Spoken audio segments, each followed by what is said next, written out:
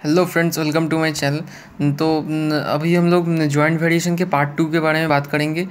असल में वो वीडियो ज़्यादा बड़ा हो जा रहा था, इसलिए मैंने जॉइंट वेरिएशन को 2 पार्ट में डिवाइड कर दिया है। तो अब हम लोग जॉइंट वेरिएशन के कुछ मैथ्स के बारे में जानेंगे। तो चलिए शुरू करते हैं। तो पहले A proportional to B and B proportional to C, then prove A cube plus B cube plus C cube proportional to 3abc।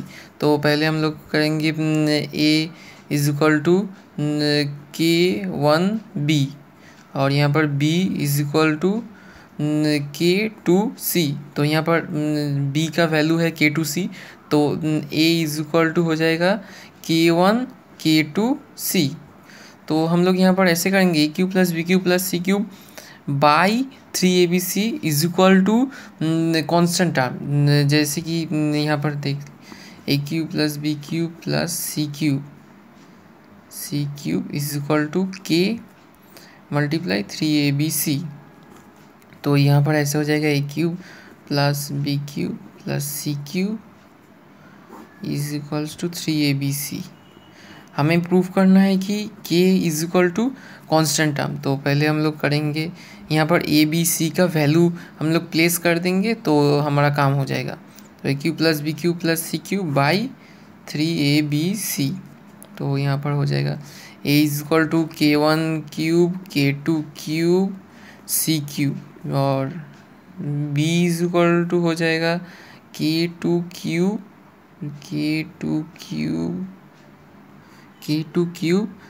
C cube. उसके बाद हो जाएगा सी क्यूब और नीचे हो जाएगा हमारा ए बी सी मल्टीप्लाई करके। तो यहाँ पर ए बी सी का वैल्यू मैंने बैठाया है, तो इसके बाद ऊपर से हम लोग सी क्यूब को कॉमन लेंगे। सी क्यूब को कॉमन लेने के बाद हमारे पास होगा K1 cube K2 cube plus K2 cube plus 1। उसके बाद हो जाएगा 3K1 K2 स्क्वायर सी क्यूब चला गया। तो यहाँ पर देख लीजिए 3 एक कांस्टेंट टर्म है, क्योंकि 1 2 3 का वैल्यू कभी चेंज नहीं होता। तो यहाँ पर 3 भी एक कांस्टेंट टर्म हुआ और उसके बाद यहाँ पर सभी कांस्टेंट है। यहाँ पर 1 कांस्टेंट है, K1 और K2 पहले से ही कांस्टेंट है। तो अगर आप लोग K1 और K2 का क्यूब करेंगे तो भी कोई प्रॉब्लम नहीं है, तभी वो कांस्टेंट ही रहेगा। तो ये वैल्यू हो गया कांस्टेंट। देन ये अगर हम लोग यहाँ पर मल्टीप्लाई करें तो A cube plus B cube plus C cube, उसके साथ मल्टीप्लाई 3abc, तो ये हो जाएगा कांस्टेंट। तो चलिए अब दूसरा मैथ करते हैं। तो हम लोग का अगला मैथ होगा कि x proportional to y and y proportional to z, then prove that X square plus Y square plus Z square proportional to X Y plus Y Z plus Z X. ये math बिल्कुल इसके जैसा ही है। मैं इसको पूरा नहीं करूँगा, इसको आप लोग खुद ट्राई कीजिएगा। तो मैं बस इतना कर दे रहा हूँ, x is equal to K1y और y is equal to K2z।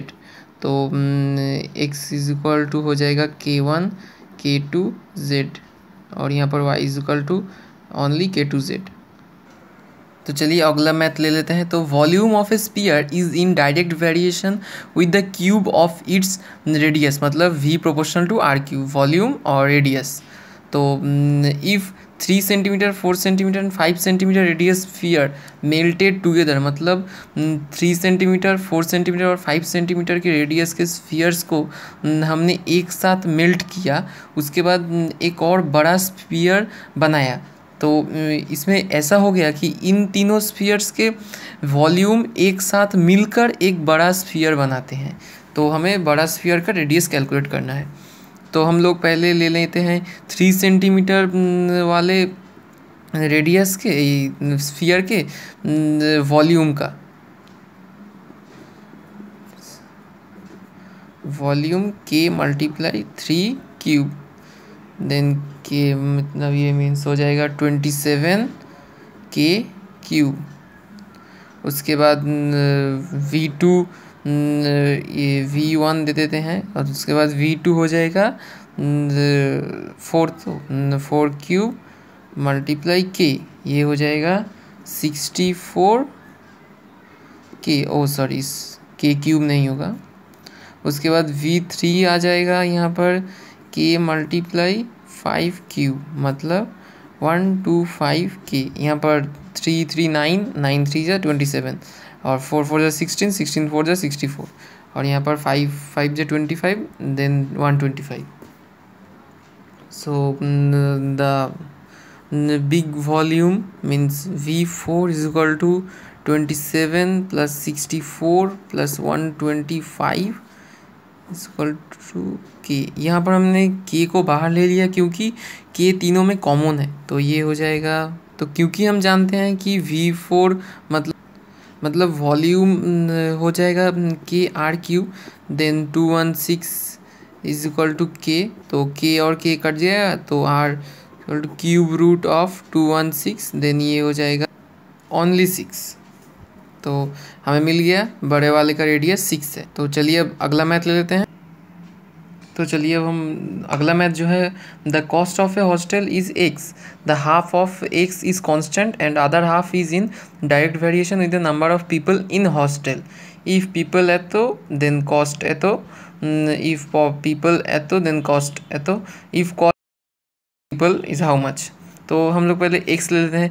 पहले हमें बताया गया कि एक हाफ कांस्टेंट है, तो मैंने पहले ही k1 पकड़ लिया है कांस्टेंट, और प्लस b मतलब अदर हाफ। अदर हाफ जो है वो है नंबर ऑफ पीपल्स के साथ डायरेक्ट वेरिएशन, तो b proportional to y, b is equal to k to y। तो ये हो जाएगा x is equal to k1 plus k2y।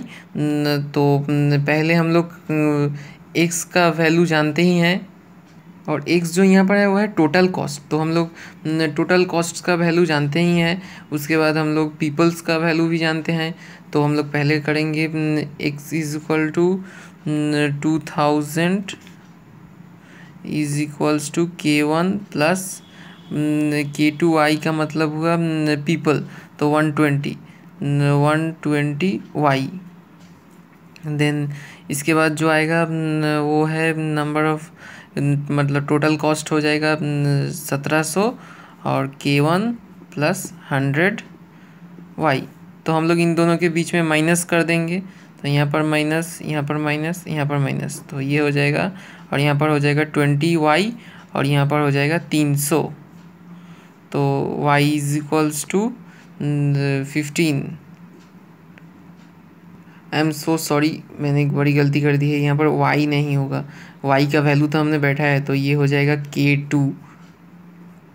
यहाँ पर भी y हो जाएगा k2, यहाँ पर भी y हो जाएगा k2। तो ये हो गया k2 is equals to 15। Then उसके बाद हम लोग यहाँ पर k2 का वैल्यू जानते हैं, तो हमें यहाँ पर सिर्फ k1 का वैल्यू चाहिए। तो x is equals to 2000 minus k2y मतलब 15 multiply 120 is equals to k1, then k1 equals to 2000 minus, तो हमें यहाँ पर k1 का वैल्यू भी मिल गया है 200।